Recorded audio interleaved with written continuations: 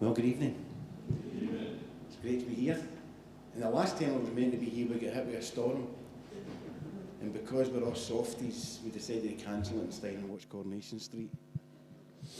But it's great to be here tonight and just share something of the work and extended ministry of MAF. And do you know how God, He speaks to you sometimes in themes and pictures and visions? And for the last probably 2, maybe 3 years, I've had a thought that's been planted in my head about Jesus changes endings. You ever thought about it? Jesus changes endings. And some of the stories I'll be sharing with you tonight will give you a real insight into that. And I think maybe when I was here 2 or 3 years ago, I might have shared this story about when I get evicted. Well, I didn't get evicted. My wife gave me money to build a man cave. And she insisted that I put a TV in my DVD collection there. She even threatened to buy me a bed, but that's another story. But you know how when you watch movies and you watch them again and again and again, and you think to yourself, do you know something? See, if I had written that movie, I would have changed the ending. John Wayne would never have fell off his horse. And Doris Day would have always got her man. But it's easy when you look at Hollywood and you look at all the experiences you see in the big screen and how it's all a figment of somebody's imagination. We can make these stories appear any way we want them to. We can make the endings to suit our own narrative. But when it comes to Christ, He's only got one ending in mind for us, to draw us into an eternity with Himself. And here in the affluent West, we've got every means possible to share the gospel, to meet together in churches, to share the scriptures without fear of persecution or imprisonment or even death. But in the developing world, some of the places that MAF work, it's not just as easy as that, because whole people groups and communities are living in isolation, where they're cut off through poverty, lack of an infrastructure and transportation and etc., and then you've got poverty. And tonight I hope I haven't put this thing up too loud. Just shout at me if it's up too loud. But probably not hear you because it's too loud. So I'm going to show you 2 or 3 wee videos tonight, and we're going to spend some time in the middle of Lake Victoria in East Africa, and then a bit of time in Tanzania.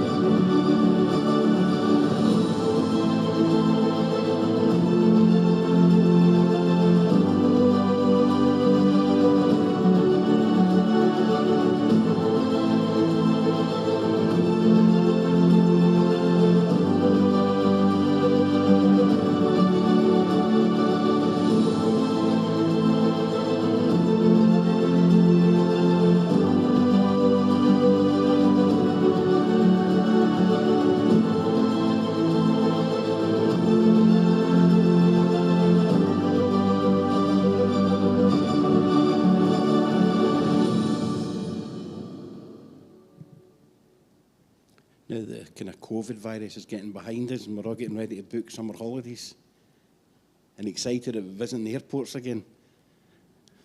Maybe. But anyway, we're talking about changing the ending, and I want to just share some of the work that a man called Sam Tapsway is doing in the Sessi Islands in Uganda. That's the Sessi Islands there, just on this western bank of Lake Victoria. It's about the second or the third largest freshwater lake on the planet. And the people who live in these places, well, you see some of them here. It's the second largest freshwater lake.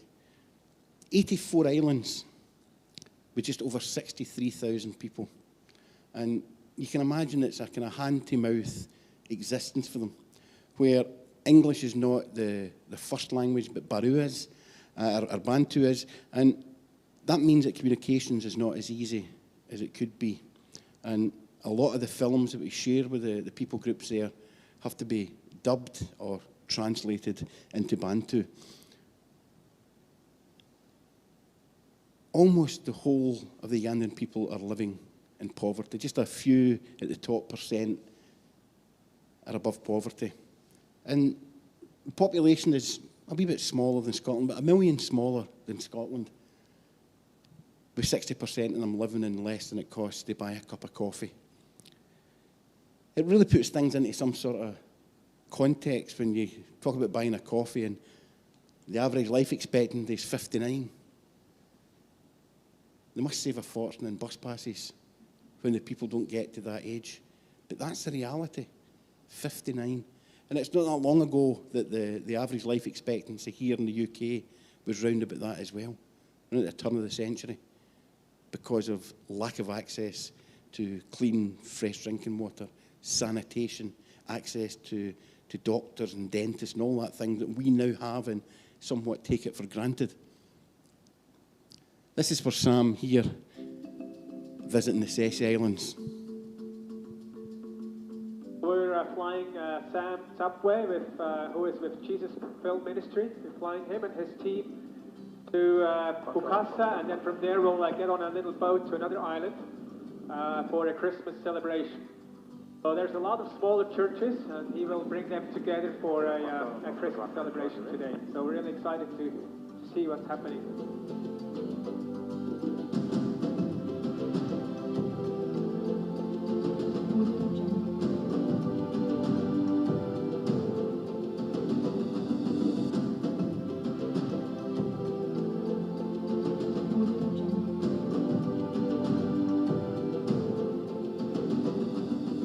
The people on the islands are isolated. The mainland and the islands are not so much apart by distance, but the people on the mainland do not have much reason for coming to the islands. And so the people on the islands live isolated lives. And a lot of the times they don't have hope. A lot of the people previously engaged in fishing. There are quite a lot of restrictions now on illegal fishing, and so a lot of people will not have that business now.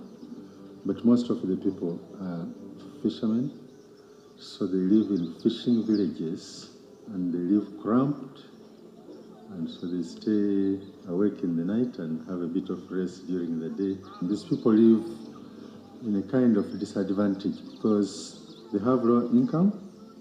Their supplies from here, so they get supplies from the mainland, and it ends up being expensive, and life becomes expensive for them.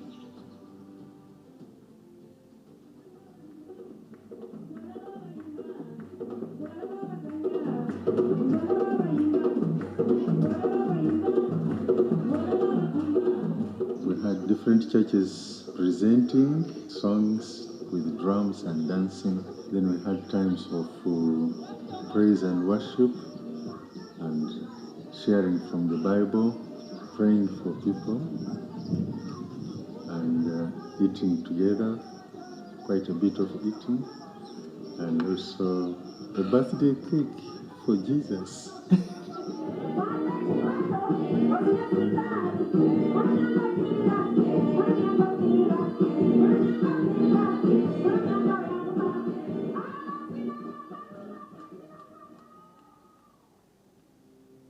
We come to share hope and we come to share life, and we come to share joy and peace. The need is very big, and Ireland has still many and a lot unreached. And there is a great need for coming here, that everyone will hear the gospel and find hope in the Lord Jesus. Mission of Vision Fellowship compresses 8 hours into 18 minutes, and we can get here with strength and be able to minister. For everyone, thank you very, very, very much.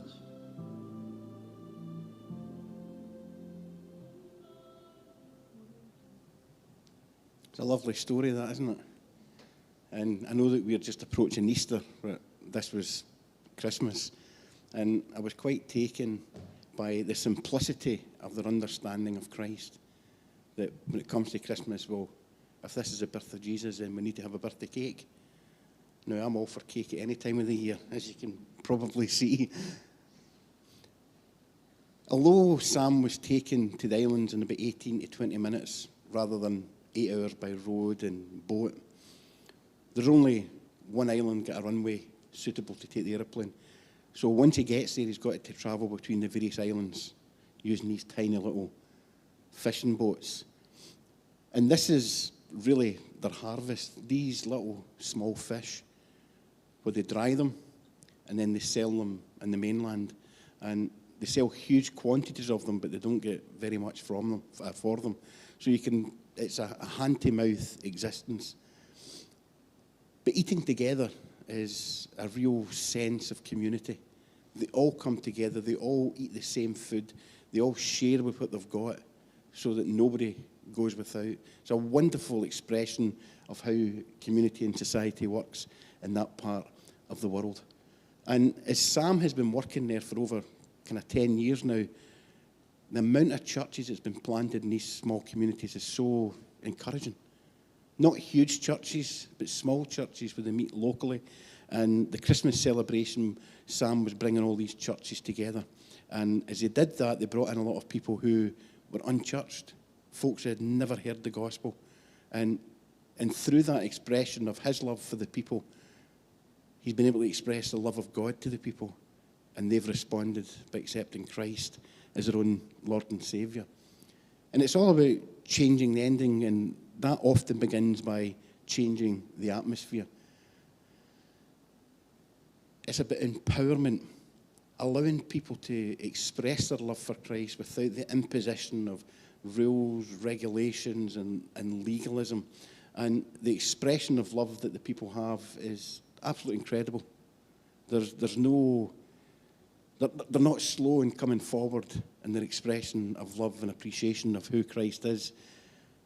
And as I said, it 20 minutes, 18, 20 minutes to get there rather than 8 hours. That's a full day of ministry that's been saved. At the moment, MAF are continuing to explore the benefits of having a float plane based in Lake Victoria.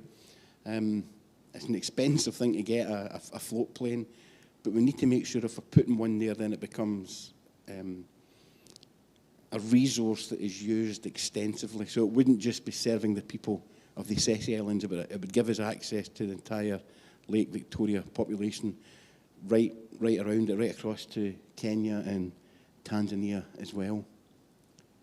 But when you look at the amount of flights that MAF have taken in Uganda on an annual basis, it's just under 3,000 flights, 16 times round the world in these tiny little aeroplanes. They're no for the faint-hearted. I mean, I still get excited getting up the stairs and sitting at the front of the bus. But these things, I mean, I've flown in many MAF planes over the years, and it still puts a fear of death into me. And they don't even give you a parachute. But each flight is carrying that potential to change the ending. And I think that's so encouraging that when we engage in prayer here in Scotland for the ministry and for the people in remote parts of the world, the prayers are the fuel, the energy that enables and equips people like Sam and other MAF personnel to do the job that they're doing. In Tanzania, I want to look at a different aspect of the ministry of MAF, and again, it's about changing endings. That's the capital city, Dodoma, which is marked. Many people think the capital city of Tanzania is Dar es Salaam. It used to be, we then get their independence, and whoever it was in their infinite wisdom kind of, it's like picking the Grand National one, they just closed their eyes and put a pin in, I think, right in the centre of the country. And that's where the MAF base is focused. But up here in Olomouc, this is where we are. It's a mountainous region just in the border with Kenya. And again, the remote people groups there are experiencing a different aspect of isolation and need. Tanzania it's a fairly large country when you compare it to Scotland. And often when you look at Africa, you don't really grasp how vast the continent is. It is huge, absolutely huge. And this is one country 12 times bigger than Scotland.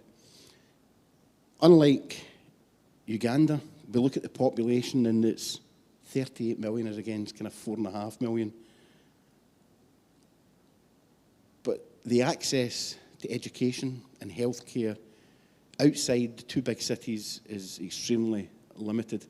And one of the issues that we are facing at the moment in many parts of the world we're operating here is sexual inequality, where women are seen as less valuable than the livestock. They don't get an education. If there's a doctor visiting, it'll be the men and the boys that are sent to see the doctor. See if that's for me, I'm busy. So getting access to healthcare for females is not just as simple as turning up at a doctor and presenting a female. There has to be something really extreme going on before the men would consider taking a woman. But there are many people groups, and when you look at this, the Maasai people are just one of over 150 people groups. And I suppose it goes back to the old kind of situation when you had the clans in Scotland based in certain parts of the country.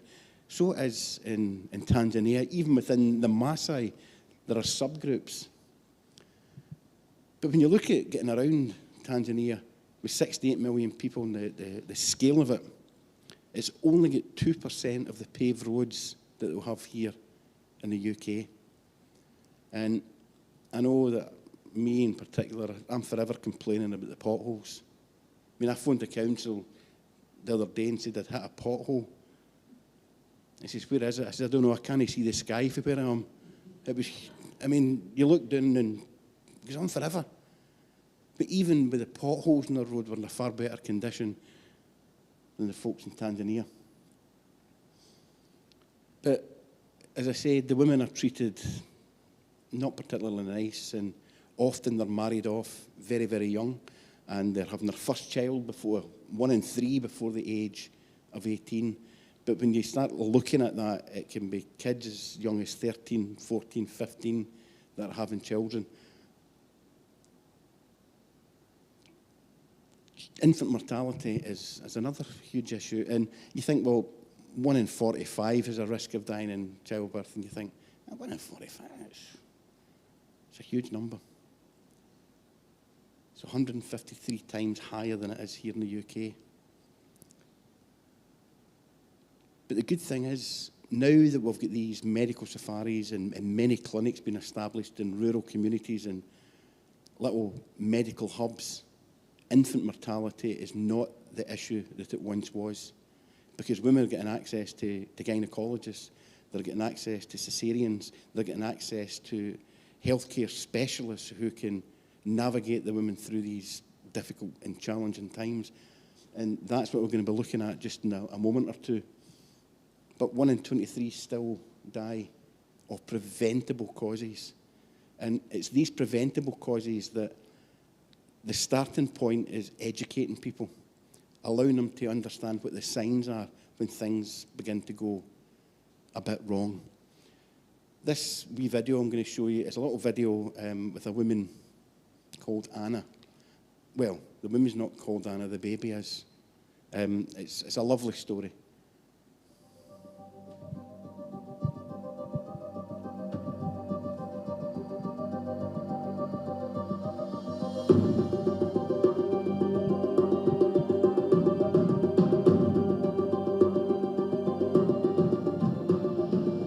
We looked at the situation and can we move the mother of the patient, and it was possible, although she was a lot of pain, and the people brought her from the village to the airstrip.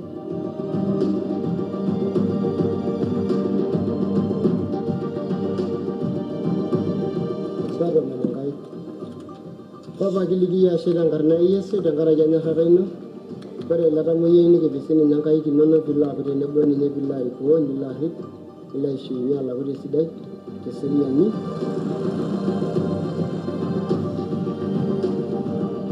We took the patient and the two other people to Loliondo, and they started to wait then to get the lift to the hospital. So it's not easy to get always the ambulance or any car or even the motorcycle. So they always need to wait. But at least now there is a possibility to get help, and we pray for the mother that she will get help.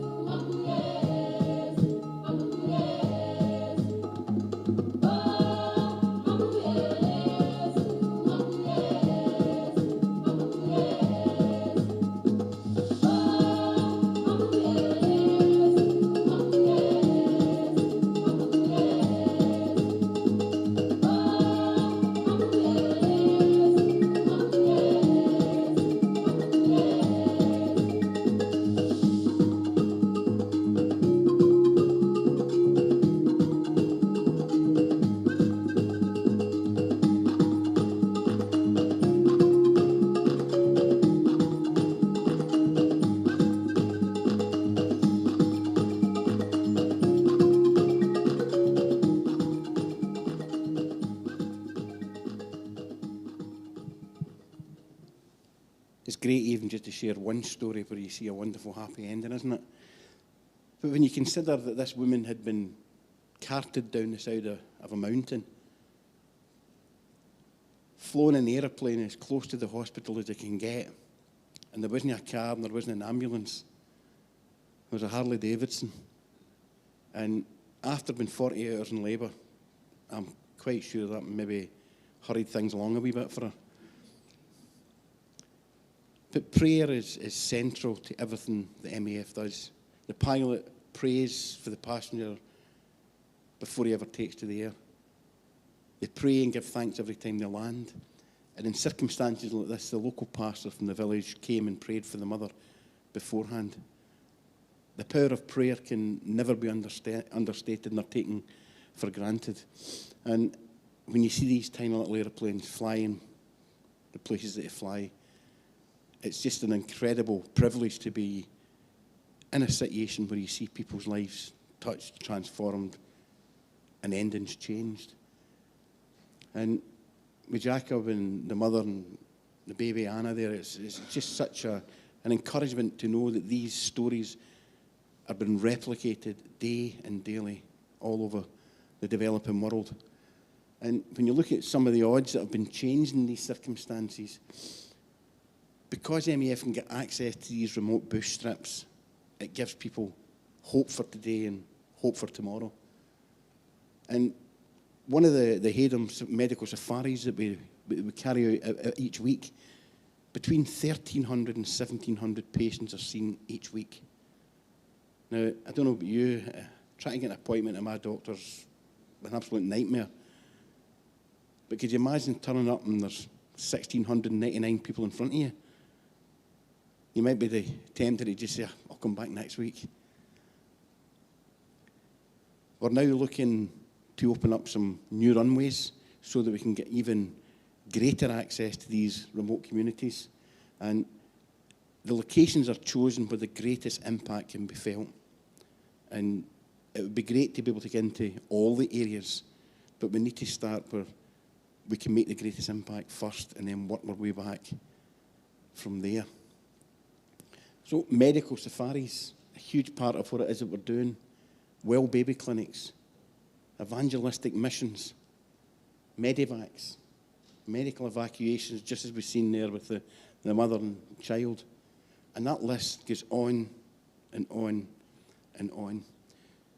And as a partnership organisation, MAF work in partnership with well in excess of 2,000 organisations. Many are household names. Tear Fund, Médecins Sans Frontières, Save the Children, OM, Oxfam, Christian Aid.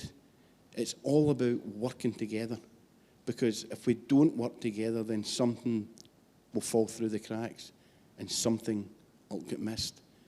It's like the church. The church is a family made up of people blessed with skills and talents and giftings that other people don't have. And we don't work in isolation, we work collectively. Collectively to build up the body, but collectively to reach the lost.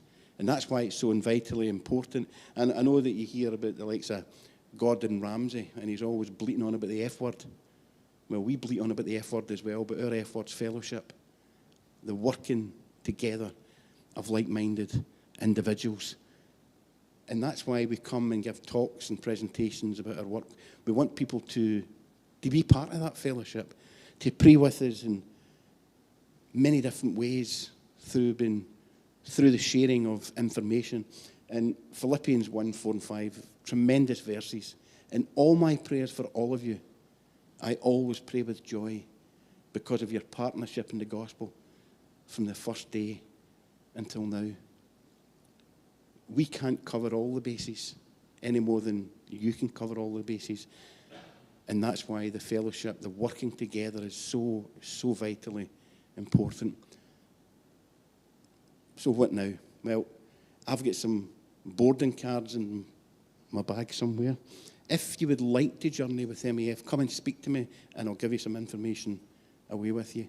It's about prayer, nothing else. Prayer.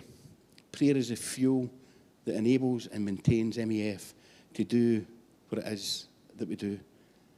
Whether it's in Uganda or Tanzania or some other part of the developing world, the work that we're doing is changing endings for good. So bless you. I don't know if, Ross, if anybody's got any questions. Oh, we're getting off line.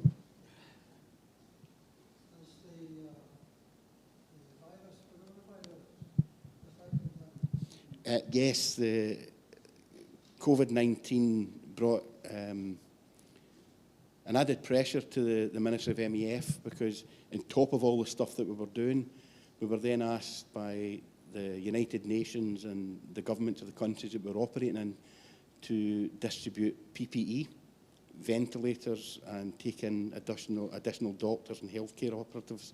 And now that the virus has a vaccine, we have been flying thousands and thousands of tons of vaccines into remote areas. And one of the good things that's come out of that is that a lot of people in the villages would have seen the outbreak of the virus. A lot of people in the villages have now been taught how to administer vaccinations. And as they've been doing that, they've been given other healthcare advice. So about health and hygiene, things about washing your hands and taking care and looking at the issues with unprotected sex and the diseases that go with it and the unwanted pregnancies. Because the vaccines have been made available, it's given us a further opportunity to further educate people on various other health issues. So it was in fact, if I thought about it, I could have shown you some videos about the distribution of the vaccines. And even though we're a charity, an NGO, and delivering these vaccines, the red tape that we had to deal with was horrific, because our biggest base in Africa is in Uganda, and from Uganda we work in South Sudan, the Democratic Republic of Congo, and in various other, Rwanda, Burundi, and places like that.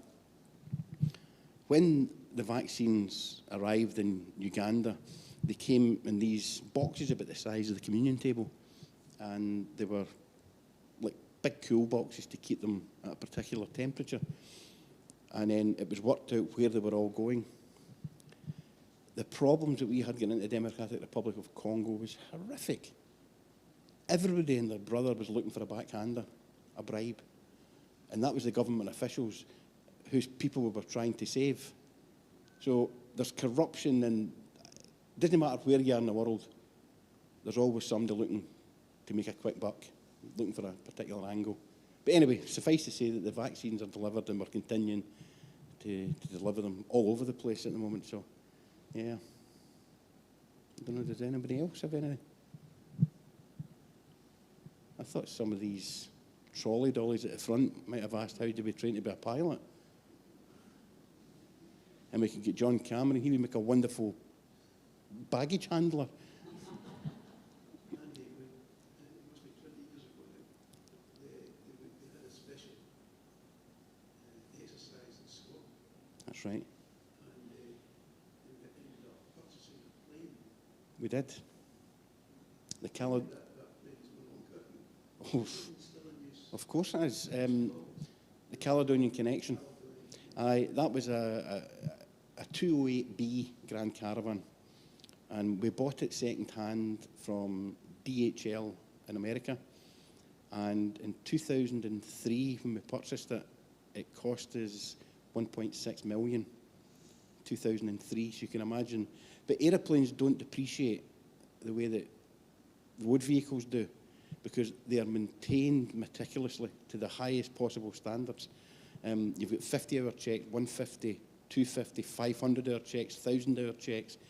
When it comes to the 1,000-hour check, they've got these strobe lights, and every rivet in the aeroplane is examined. And if there's even the slightest hairline flaw within it, it's replaced. The 500 one, every cable within the aeroplane is tested and replaced. Nuts and bolts are checked, and you name it, it's done. And the engines, every time they do 1,500 hours, the engine's taken out, a new engine's put in, and the old engine's sent back to Cessna, and they refurbish it, and it comes back to us like a brand new engine. So that's the reason aeroplanes last as long as they do. But the Caledonian Connection aeroplane, when we first got it, it went to Lanseria in South Africa. From there, it went to Madagascar. From Madagascar, it came to Uganda, then to Chad, back to Uganda, South Sudan, and it's now serving in Liberia, being serviced by a Scottish engineer. So we get everywhere. In fact, the Scottish engineer, a chap called Andy Swanson, he's just finished with MAF this month after 12 years. And Andy's one of these, how would you put it, a bit of a maverick, a bit of a comedian. And part of his role is they strip the aeroplane down and they check it. And sometimes they'll take all the paint off it and they'll respray it. But every time they dismantle, take the wings off and the cowls off and whatever else, Andy would always paint in places you couldn't see a saltire. And honestly, some of these aeroplanes are getting serviced in other parts of the world now. They're taking it in. What on earth is that? So, aye, it's a bit of fun. So I'm not in any hurry away tonight, so if you've any further questions, I'd be happy to answer them. And indeed, if you want to get some information about IMAF, come and have a wee word with me. Thank you, Ross.